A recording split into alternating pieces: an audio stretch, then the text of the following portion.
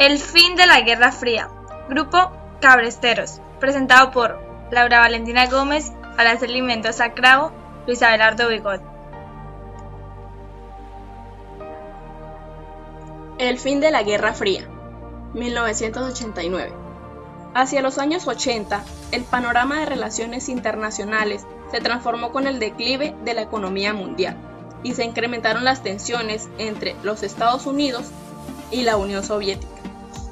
Sin embargo, el enfrentamiento entre las dos potencias llegaría a su fin gracias a la crisis del comunismo y a los cambios generados en la economía capitalista que conllevaron la implantación del neoliberalismo. La ofensiva conservadora de Reagan y Thatcher. Ronald Wilson Reagan fue un actor y político estadounidense, el 40º presidente de los Estados Unidos entre 1981 y 1989, y el 33º gobernador del estado de California entre 1967 y 1975. Margaret Hilda Thatcher fue una política británica que ejerció como primera ministra del Reino Unido desde 1979 hasta 1990, siendo la persona en ese cargo por mayor tiempo durante el siglo XX y la primera mujer que ocupó este puesto en su país. Desde los años 30, el capitalismo había sido transformado para evitar una nueva crisis mundial. Los estados controlaban los intercambios dentro del mercado y generaron un sistema de bienestar para todos los sectores de la sociedad.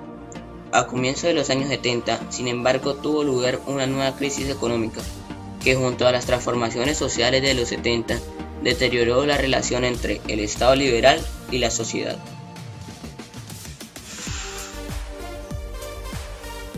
Durante los años 70, emergieron gobiernos de corte conservador, que tuvieron como principal objetivo disminuir la inflación de sus economías y demostrar los estados de bienestar por medio de la implementación de políticas de corte neoliberal. Margaret Thatcher fue nombrada primera ministra de Gran Bretaña en 1979 y el político republicano Ronald Reagan llegó a la presidencia de Estados Unidos en 1980. Sus gobiernos plantearon la necesidad de crear estados pequeños que se limitaran a proteger los derechos de propiedad privada y que enfrentaran los obstáculos para la libertad de comercio en el mercado internacional. Por esto ambos gobiernos desafiaron el poder de los sindicatos, recortaron los presupuestos de gasto social e incentivaron la creación de políticas financieras a nivel mundial por parte del FMI y del Banco Mundial. Las bases del neoliberalismo se estaban implantando. La apertura china. En 1978, luego de la muerte de Mao Zedong, el político Deng Xiaoping asumió el liderazgo de la República Popular China. En su mandato impulsó la liberalización de la economía comunista y convirtió el país en un centro capitalista con grandes tasas de crecimiento económico anual. Su política de las 4 modernizaciones abrió la producción nacional hacia el comercio exterior, desmontó los controles estatales sobre la agricultura y la industria, adoptó medidas de desarrollo capitalista e incentivó la investigación científica y la creación de nuevas tecnologías. La apertura china, sin embargo, mantuvo un modelo de Estado unipartidista, con el que se restringieron libertades individuales a costa de la ideología comunista. El poder se concentró en un grupo de burócratas que reprimieron cualquier tipo de disidencia dentro del Partido Comunista. En abril de 1989 murió Zhao Ban, uno de los líderes políticos marginados recientemente del partido. El pueblo chino se manifestó frente a la oposición del gobierno a enterrarlo con honores, pues él representaba los anhelos de una mayor apertura en las libertades civiles. El movimiento se instaló en la plaza de Tiananmen, pero el gobierno envió tanques y tropas para disolver la movilización. Según las cifras oficiales, más de 2.600 personas, incluyendo intelectuales, viejos activistas, comunistas y trabajadores, fueron asesinados ese día.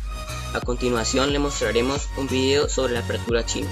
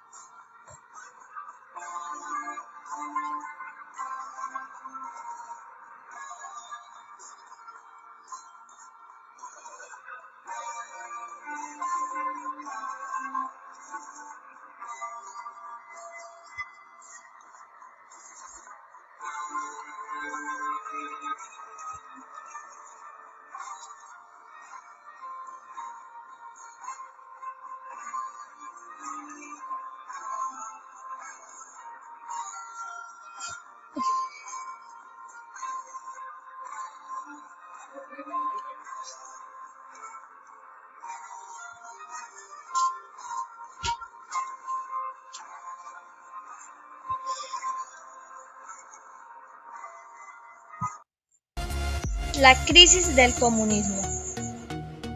Desde comienzo de los 80, se hablaba en Europa de una nueva crisis en los regímenes comunistas. En países de Europa del Este como Polonia, Checoslovaquia, Hungría y Bulgaria, se organizaron movimientos políticos a favor de la reivindicación de la transición hacia sistemas democráticos. En Polonia, el Sindicato de Solidaridad, liderado por Lech Walesa y apoyado por el Papa Juan Pablo II, había impulsado huelgas desde 1980. En Checoslovaquia se escucharon ecos de la Primavera de Praga de 1968, cuando se organizó un movimiento contra el régimen totalitario y burocrático que fue derrocado por la invasión soviética en agosto. La perestroika. En marzo de 1985, Mikhail Gorbachov fue elegido como nuevo secretario general del Partido Comunista de la URSS. Desde el comienzo de su mandato, declaró la necesidad de renovar la economía y la política del régimen e incorporó dos nuevos términos al léxico soviético: la perestroika, que su significado es reestructuración, y la glasnost, su significado es la apertura. En 1987, Gorbachov propuso en Praga su plan de crear la Casa Común Europea, un proyecto de desarme nuclear que permitiría establecer un diálogo con el bloque capitalista. La política de Gorbachov buscaba establecer un diálogo directo con Estados Unidos, que permitiera una superación de la lógica bipolar de la Guerra Fría. El 4 de julio de 1990, después de varias décadas de enfrentamiento, Gorbachov declaró el final de la Guerra Fría en su visita a la Universidad de Stanford. Debido a la progresiva apertura política generada por la glasnost, se produjeron varios debates al interior del sistema político sobre la pertinencia de las medidas. Ambas políticas se aplicaron desde 1985 con la llegada de Gorbachov hasta el 25 de diciembre de 1991, cuando el mandatario renunció a su cargo debido a la proclamación de la independencia en varias repúblicas de Europa del Este. Su sucesor, Boris Yeltsin, dio paso a la llegada del capitalismo a su país. La caída del comunismo. La transformación del sistema soviético generó movimientos revolucionarios a favor de la soberanía en varios países de Europa del Este. Entre 1987 y 1991, las sociedades regidas por el sistema comunista vieron mayores libertades individuales y la instauración de sistemas democráticos, multipartidistas y parlamentarios. En agosto de 1991, las peticiones de soberanía llevan a Gorbachov a poner un acuerdo con mayores libertades. Entre 1989 y 1991, Polonia, Hungría, Checoslovaquia, Yugoslavia, Albania, Rumania y Bulgaria cambiaron sus regímenes de gobierno. La movilización popular presionó la llegada de la democracia y, en el caso de Rumania, la insurrección violenta contra los regímenes y el asesinato de sus dictadores.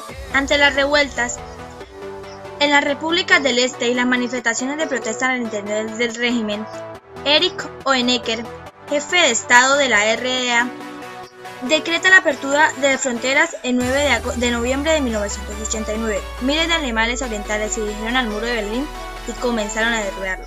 La caída del muro representó el comienzo de una nueva era. La reunificación alemana se dio el 3 de octubre de 1990. El 8 de diciembre de 1991, los líderes de Rusia, Ucrania y Bielorrusia firman el Tratado para la creación de la Comunidad de Estados Independientes. En 1993, Rusia vota una constitución acorde con el régimen democrático. La transición hacia el capitalismo genera hambrunas y migraciones masivas. Para concluir, podemos decir que el final de la Guerra Fría, como acontecimiento histórico, hace referencia a un momento de tensión internacional ante el peligro de una posible guerra entre las dos superpotencias, la URSS y Estados Unidos. Esta guerra se redujo a enfrentamientos indirectos a través de sus aliados y a través de la política y la economía. Gracias.